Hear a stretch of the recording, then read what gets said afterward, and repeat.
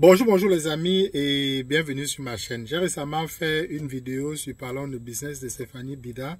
J'ai eu quelques personnes qui sont venues en commentaire dire qu'on va me porter plainte pour diffamation. Là, c'est quoi la diffamation? C'est de prêter des intentions à quelqu'un qui peut venir à sa réputation. Moi, je ne prête aucune intention à personne. Je vous fais écouter ce que ces personnes disent et je vous donne mon analyse, j'analyse. Donc, ce n'est pas de la diffamation. Ce n'est que mon avis. Vous n'êtes pas obligé d'être d'accord avec moi, je le répète. Mais de là à dire que c'est la diffamation, c'est un raccourci tout fait. Bon les amis, aujourd'hui j'aimerais vous présenter une vidéo de Florent Mokam. Je suis tombé sur sa vidéo par hasard, je ne suis pas abonné à sa page. Mais j'ai écouté attentivement. Je l'ai aussi découvert quand il a donné une interview à Philippe Simon récemment, où il montrait sa maison à plus d'1 million de dollars canadiens et il parle d'investissement au Canada et je pense qu'il fait une formation aussi en ligne, si je ne me trompe pas. Corrigez-moi si je me trompe. Donc, en fait, dans la vidéo qu'il parle, il tacle en tout cas avec les deux pieds décollés la communauté africaine qu'il trouve que ce n'est pas une communauté avec laquelle on peut faire le business. Et il tacle aussi les influx voleurs ou les influenceurs de YouTube, les milliardaires de YouTube qui sont devenus maîtres en tous les domaines. Donc, sans plus tarder et sans trop spoiler, écoutons ce qu'il a dit. En grosso modo, je suis d'accord avec lui sur le côté des influx voleurs, mais je ne suis pas d'accord avec lui sur le côté de la communauté africaine, sa manière de traiter la communauté africaine. Je vais vous expliquer pourquoi. Mais d'abord, écoutons ce qu'il a dit. Voici la raison pour laquelle tu ne dois absolument jamais, je dis bien au grand jamais, faire affaire avec des Africains de la communauté qui n'ont jamais eu à lever des fonds, qui ne savent pas comment l'argent fonctionne, qui ne savent pas comment le crédit fonctionne et qui n'ont aucune intelligence financière. Pourquoi je fais cette vidéo? Le problème avec tout ce qu'il dit, je pense que c'est scandaleux. C'est pas parce que il y a une ou deux personnes qui ne comprennent pas comment l'argent fonctionne et puis directement tu globalises, tu généralises toute la communauté africaine. Et d'ailleurs les amis, nous sommes en diaspora.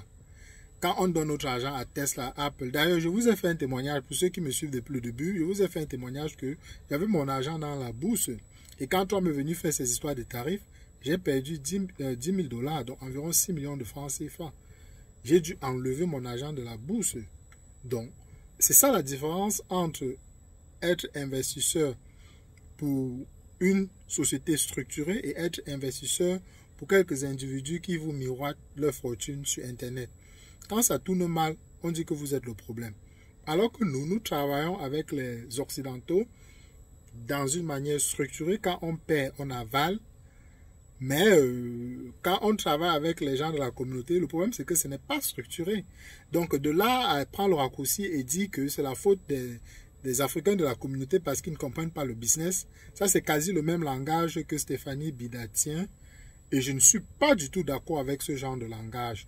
Le problème, ce n'est pas les Africains, ce n'est pas parce qu'on n'a pas une éducation financière. D'ailleurs, même les Occidentaux ici, très peu ont une éducation financière. Très peu savent comment l'argent fonctionne. Mais très peu se plaignent. Ils ont mis leur argent en banque ou bien ils ont donné leur argent à tel, ça a disparu.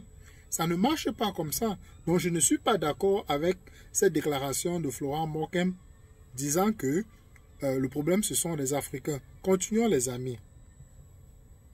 Je fais cette vidéo suite à pas mal de polémiques qui ont émergé sur la toile, notamment pour le cas de Nawali, pour le cas de Colonel Lumbisi, et également pour le cas de certains entrepreneurs, formateurs que vous suivez sur la toile, pour qui je vois le mur arriver à grands pas. Comme vous le savez, moi, tout ce qui est communauté, je reste assez loin de ça, par tranquillité d'esprit, par également manque de connaissances financières. C'est-à-dire, moi, j'estime que notre communauté est très loin en termes d'intelligence financière. Et aussi... Je ne suis pas d'accord. Dans toutes les communautés, il y a les canards boiteux. Mais de là à généraliser, mettre tout le monde dans le bateau, je ne suis pas du tout d'accord avec ce genre de déclaration. On ne peut pas dire que les Africains sont derniers, les Africains sont zéro. C'est pas vrai. Si nous sommes zéro, c'est la faute à ceux qui nous dirigent. Ce sont des gens qui ont signé des contrats avec les colons et le but était de nous maintenir ou bien de nous maintenir sous le seuil de pauvreté. C'est pourquoi il faut absolument briser les chaînes. Mais de là à prendre des raccourcis et dire que c'est parce que nous sommes idiots, c'est pas vrai. D'ailleurs, la majorité des Camerounais ou bien des Africains qui s'expatrient et qui vont à l'étranger réussissent. Donc tu ne vas pas me dire que c'est parce que nous sommes bêtes. C'est juste parce qu'on n'a pas trouvé un moyen pour démontrer notre talent. Donc, ce n'est pas parce que vous venez exhiber votre argent sur Internet que vous êtes subitement devenus des personnes tellement intelligentes et vous allez commencer à rabaisser les gens. Continuons les amis. Si, ben, y a tous ces problèmes de négativité, voilà, on tire à balles réelles sur des personnes qui émergent du lot, pardon, On tire à balles réelles sur des personnes qui émergent du lot parce que ces personnes ne sont pas transparentes. Ces personnes viennent nous vendre du rêve. Ces personnes collectent l'argent et ne vous disent pas ce qu'elles font avec votre argent. Les gens travaillent dur en diaspora. En Afrique, les gens pensent qu'on cueille l'argent ici. Mais les gens travaillent dur, les gens travaillent, surtout ici aux États-Unis, les gens ont les 2, les 3 boulots. Il y a même un Camerounais, quand je venais d'arriver ici aux États-Unis, il est mort à l'arrêt de bus parce qu'il faisait 3 boulots de 8 heures, donc 24 travail, 24 sans dormir. J'ai même quelqu'un que je connais aussi qui avait dit que il enchaînait les boulots comme ça. Un matin, quand il rentrait du travail, il arrivait au feu, le feu était rouge, il a un peu patienté et il s'est réveillé. C'est la police qui le réveillait pour l'escorter chez lui parce qu'il s'était endormi. Donc les gars travaillent dur. Donc si vous voulez frapper l'argent des Camerounais, c'est juste qu'au Cameroun, comme il n'y a pas la justice, on abandonne. Mais ici, il y a la justice. Donc quand vous voulez tripatouiller l'argent des gens, bien sûr qu'on va dénoncer. Donc si vous avez l'argent des gens remboursé, on ne se plaindra pas. Mais c'est quand vous ne remboursez pas qu'on se plaint. Et ce n'est pas parce qu'on se plaint que nous sommes des idiots ou bien qu'on ne comprend pas. Ça, c'est le même style de langage que Stéphanie Bida ou bien Investir au pays tient souvent Philippe Simon. Continuons les amis. Qui entreprennent des choses et tout de suite on voit la jalousie. C'est pour ça que moi, si vous le remarquez bien, je reste... Je ne pense pas que c'est un problème de jalousie. C'est vrai que ce n'est pas tout le monde qui devient millionnaire. C'est très rare. Il y a quelques exceptions qui peuvent sortir du lot. Mais très peu de vrais millionnaires viendront sur la toile s'exhiber. Je comprends qu'aujourd'hui, il y a le Internet, on a besoin d'attirer la clientèle et on a besoin que si la clientèle vient, il faut se vendre, il faut montrer qu'on a atteint un certain niveau. Mais oui, si vous voulez vendre votre marchandise en montrant que vous avez atteint un certain niveau, copiez ce qui se passe de bien ailleurs. Mettez des plateformes, des stratégies, de sorte à ce que vos investisseurs, qu'ils aient des parts dans vos entreprises, des actions, quand ils ne sont pas contents, qu'ils puissent vendre leurs actions et partir. Mais vous ne pouvez pas dire que venez, mettez l'argent, on va travailler ensemble. Un projet où vous n'avez pas bien étudié ou bien vous avez étudié et après ça tourne mal. Et vous pensez que des gens doivent juste s'asseoir et applaudir et dire que on a juste fait le business, ça n'a pas marché. Ça ne marche pas comme ça. Structuré, que les gens puissent voir. Si ce sont des actions qui montent, ça monte. Si ça descend, ça descend. Comme ça, quand ça descend, s'il n'est pas content, il sort comme moi, je suis sorti quand on m'a fait ce tarif. Je ne me suis pas plaint, je n'ai pas dit qu'on m'a frappé. Donc, c'est ça qu'on a besoin que vous puissiez faire des choses de manière concrète. Respectez vos clients et vos clients vous respecteront. Vous ne pouvez pas demander du respect à vos clients tout en ne donnant aucun respect à vos clients. Et moi, je ne suis pas d'accord avec ce genre de discours de continuer à blâmer la communauté africaine. Je reste dans mon couloir et je suis bien comme ça. Mais aujourd'hui, j'ai quand même décidé de partager un peu mon expérience en tant qu'investisseur, formateur, gestionnaire de fonds, développeur immobilier. Et avant cela, j'ai été auditeur financier chez KPMG à Paris, puis auditeur en système d'information financier également chez Deloitte au Canada. Et j'ai également été commissaire aux comptes pendant 4 ans. Les chiffres, je connais. Et je vais vous dire ce qu'il y a lieu de faire quand vous gérez les fonds, les erreurs à ne pas commettre et comment il faut le faire en respectant la loi. Parce que tous ces projets que vous voyez là, où les personnes réunissent des fonds entre un groupe communautaire, ils réunissent des fonds, ils font des levées de fonds, ça peut être sous forme de tontine, ça peut être sous forme de projet communautaire, ça peut être sous forme de ceci, de cela. Tout ça, c'est illégal. Pourquoi? Parce que c'est mal structuré. Je suis d'accord avec lui. C'est illégal. Vous ne pouvez pas vous commencer à lever les fonds, dire qu'on va travailler ensemble, vous levez les fonds. Et puis, déjà lever les fonds, c'est illégal. C'est illégal. Donc ici, je suis d'accord avec lui. Continuons les amis. Et je le dis, j'ai eu à créer plusieurs pools d'investissement. C'est quoi des pools d'investissement? C'est quand vous réunissez des investisseurs, dont vous-même, donc moi je donne mon exemple, c'est-à-dire qu'on va réunir des investisseurs et chacun met de l'argent pour un projet X ou Y. Dans l'occurrence, moi je l'ai fait à 3 reprises pour l'immobilier. Pourquoi l'immobilier? Parce que c'est très difficile entre guillemets de perdre quand tu investis bien en immobilier. Ok? Il y a eu des secousses, si je puis dire, sur certains projets, mais c'est là où les personnes avec qui vous allez travailler sont très importantes. Pour la petite histoire, les montants que j'ai eu à lever sont au-delà de certains montants que vous avez vus sur la toile. On a eu à créer plusieurs pools d'investissement. Moi, personnellement, j'ai eu à créer un pool d'investissement de pas loin de 2 millions de dollars canadiens. C'est-à-dire, on parle un peu moins de 1 milliard de francs CFA. J'ai eu également à participer à un autre pool de 6 millions de dollars canadiens. Et actuellement, je suis dans un pool de 12 millions de dollars canadiens pour des projets de développement immobilier. Les gros montants, je suis à l'aise avec, j'ai travaillé avec et j'ai eu à générer énormément de rendement dans des projets d'achat de terrain, développement de terrain et promotion immobilière. Donc, je vais vous dire un peu comment moi je gère ça et quelles sont les erreurs que certains de ceux que vous suivez sur la toile ont eu à faire. Déjà, comment je gère? Je vais d'abord parler. Écoutez bien les amis, ce qu'il dit ici est très important. C'est d'ailleurs pour ça que j'ai partagé la vidéo. Je ne suis pas d'accord avec lui sur la partie où il parle de la communauté, mais sa manière d'expliquer comment il lève les fonds, je suis d'accord avec lui au moins à 80%. Parler de comment moi je gère ce type de projet et aussi ce qu'il faut faire et les erreurs à ne pas commettre. Okay. Quand moi j'ai un projet immobilier où j'ai besoin de partenaires, premièrement, je m'assure de mettre à minima 30, si ce n'est 50% de la somme sur la table. Donc moi-même je m'engage. Moi, il a raison sur son côté, mais moi j'irai plus loin en disant que si vous avez l'argent, si vous voulez faire un projet immobilier, soit associez-vous avec des gens du même niveau que vous, qui avaient la même vision, et qu'ils soient des actionnaires dans votre projet.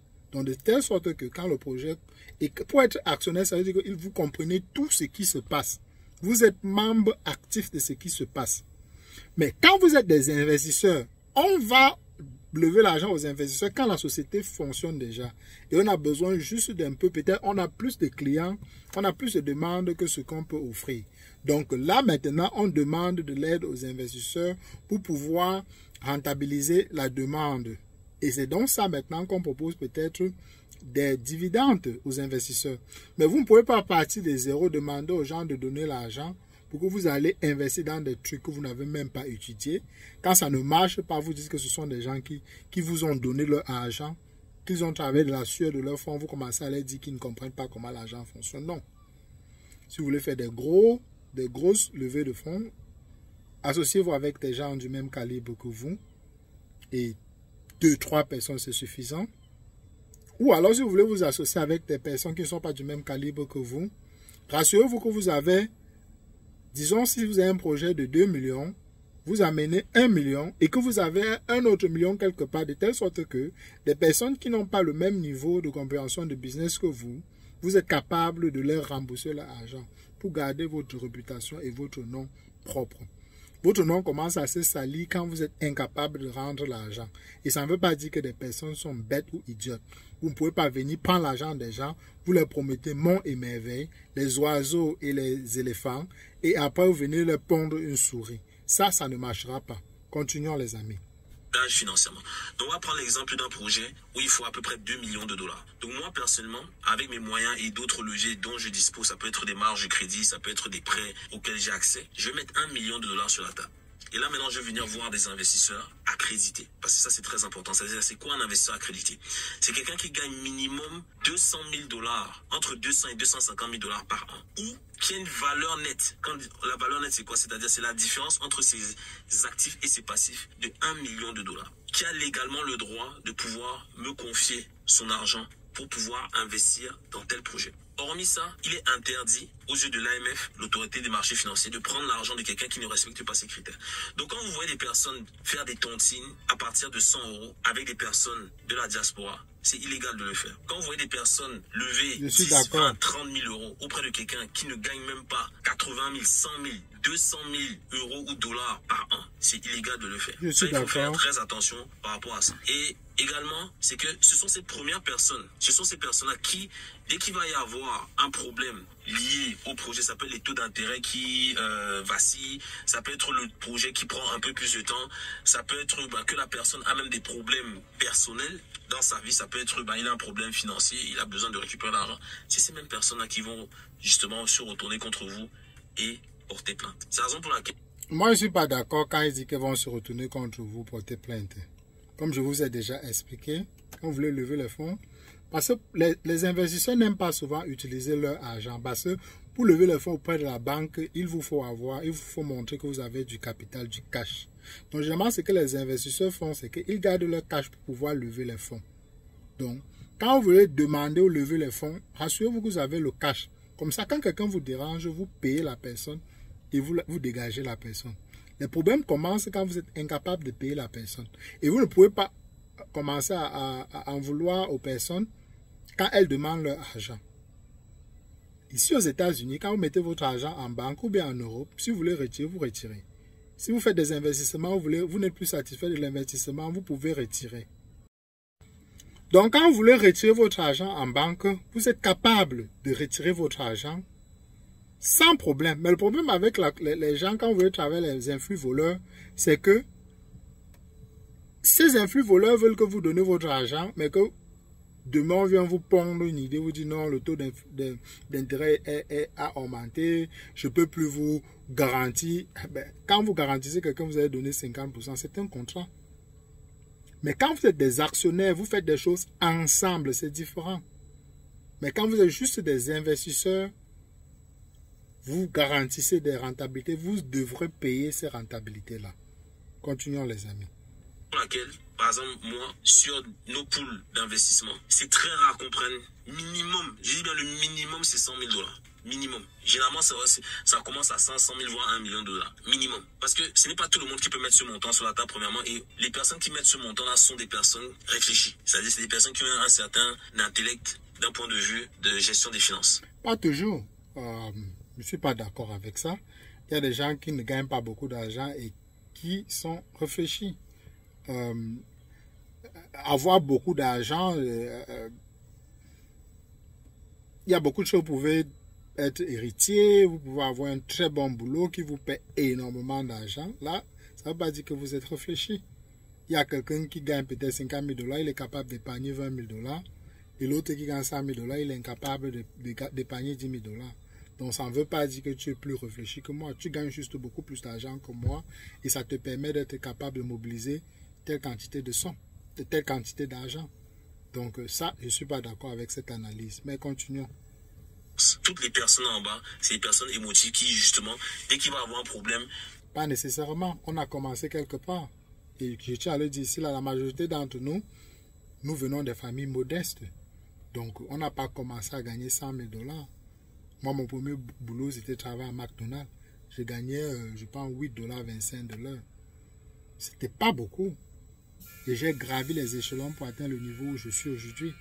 Donc, je ne peux pas dire aujourd'hui que parce que j'ai gagné 8 dollars de l'heure, j'étais moins intelligent que ce que je suis aujourd'hui. C'est pas possible. Je ne suis pas d'accord avec ce genre d'analyse. C'est un raccourci. Elles vont tout simplement commencer à crier sur la toile que oh, avoir beaucoup d'argent n'est pas proportionnel avec l'intellect de quelqu'un. C'est ce que je voulais dire.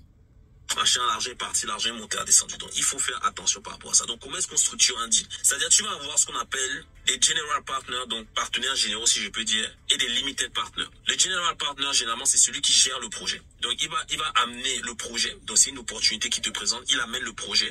Il peut également mettre ses fonds. Et ensuite, il va faire appel à ce qu'on appelle des limited partners, qui ne gèrent pas le projet. Eux ramènent des fonds et ils ont des parts dans le projet. Ça peut être soit des parts ou ça peut être sous forme de prêt. Et maintenant, le pool est constitué.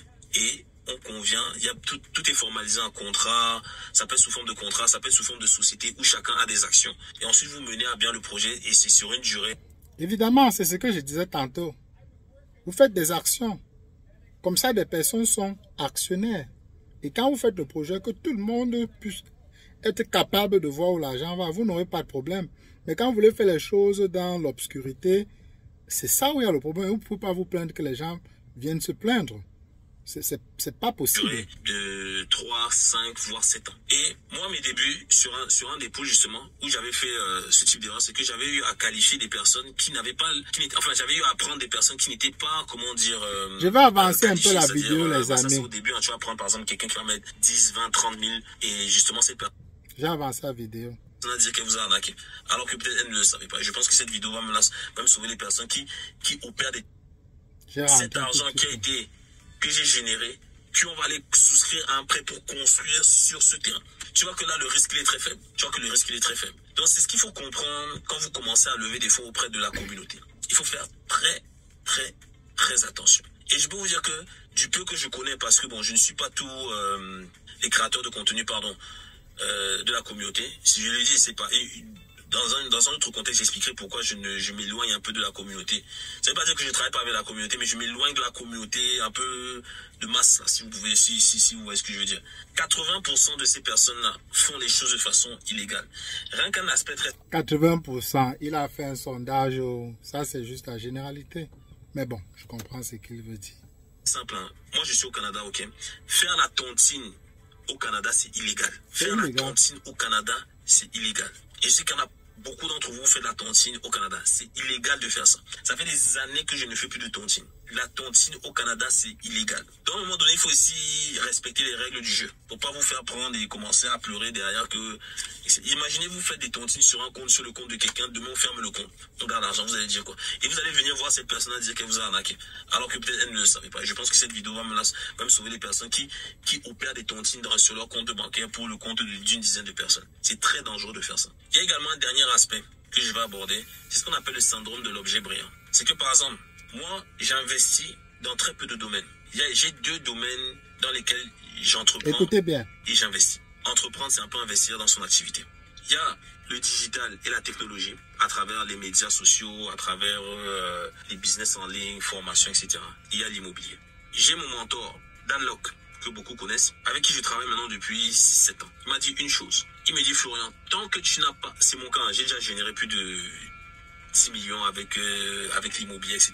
Et avec d'autres business aussi. Tant que tu n'as pas généré au moins 10 millions de volume d'affaires, d'investissement ou de vente, appelle ça comme tu veux, avec un produit et une activité, tu n'as pas à aller faire autre chose en fait. Quand il m'a dit ça, je peux comprendre certaines personnes qui vont lancer une académie, puis vont lancer une marque de vêtements, puis vont lancer une usine, puis vont lancer, etc.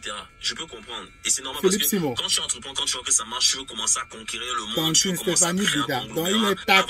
Quand tu fais ça, tu as 90% de chances de te planter.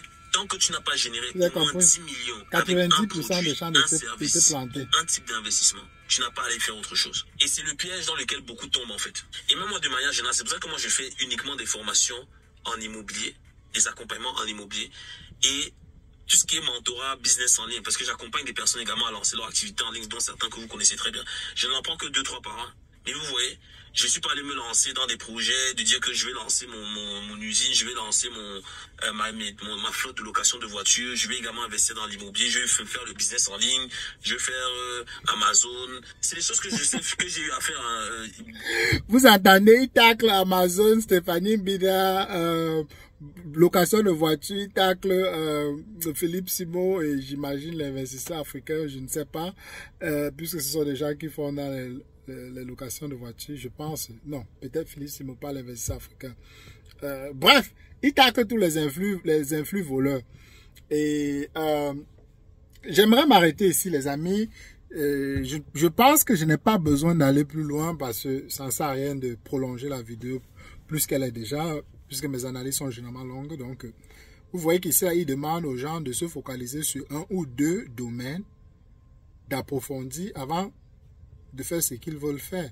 Parce qu'on ne peut pas te vendre le business de location de voitures, Airbnb, vente de voitures, vente de construction d'usines, accompagnement de terrain, construction immobilière. Tout, ils sont experts en tout. C'est un problème. Donc voilà un peu ce que je voulais vous dire. Je pense que sa vidéo est une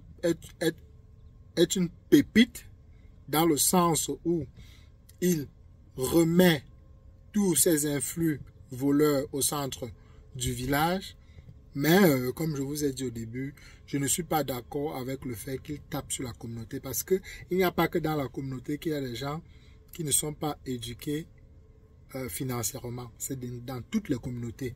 Mais du côté occidental, on tape très dur sur des arnaqueurs. C'est pourquoi il y a très peu d'arnaques dans d'autres communautés comparées à la nôtre. Donc voilà ce que je voulais vous dire aujourd'hui. Faites-moi savoir ce que vous en pensez. On se retrouve très rapidement dans une prochaine vidéo.